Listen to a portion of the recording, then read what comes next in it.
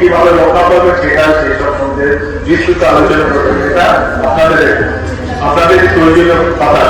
আর একটা কথা, আপনারা সবাই মাঠে ঘাটে জলে জঙ্গলে কাজ করেন, সেখানে আপনারা কিভাবে সাবধানতা দেবেন যাতে সাপের বিপদ থেকে, সাপের কামড় থেকে বাঁচতে পারা যায় এবং সাপ কত জায়গায় থাকতে পারে সে সময় হদিসে আমাদের সন্ধ্যের থাকার সম্ভাবনা এবং সেগুলোকে কিভাবে দূরে রাখা যায় সেসব সম্বন্ধে তারা বলবেন।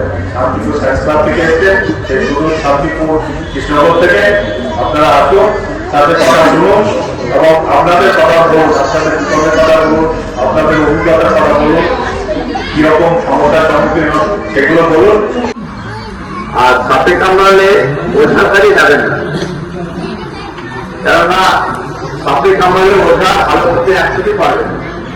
কোনো মতেই ওই রক্ত বের করে দেওয়া, চুষে নেওয়া, একদম পুরো সঙ্গে সঙ্গে পরবর্তী স্বাস্থ্যকেন্দ্রে আপনারা যাবেন, ওখানে ওষুধ আছে, ওনারা ডাক্তারবাবুরা আপনার পরীক্ষা নিরীক্ষা করার পর সেটা উনি ওখানে ইঞ্জেকশনের মাধ্যমে আপনাকে দ্রুত সুস্থ হয়েছে। সাপে কামড়ালে